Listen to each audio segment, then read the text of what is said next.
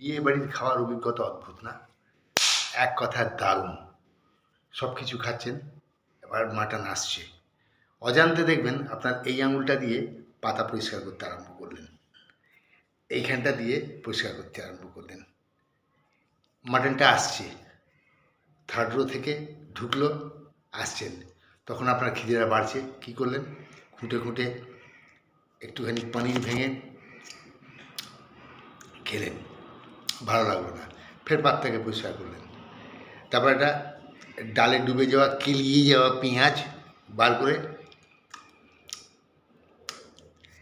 হঠাৎ দেখছেন মাটনওয়ালা নেই, মনে মনে বলছেন শালা বাচ্চা কোথায় গেল রে। হঠাৎ দেখলেন সাদা ভাত এক গাদা এসে দিয়ে গেল। আপনি ভাবলেন নিশ্চয়ই মাটনটা আসবে, আসছে, এলো মাটন এলো, দিল। এবার দেওয়ার সময় বলছি ওই ওই যে ওই চর্বিওয়ালা পিসটা না, সলিড একটা মাংস দাও, দিল। এবার গরম গরম নিয়ে আপনি স্যাটিসফাইড। তখন কোথায় পাত পরিষ্কার, সোজা আঙুল মাটন ঝোল ভাত মিলিয়ে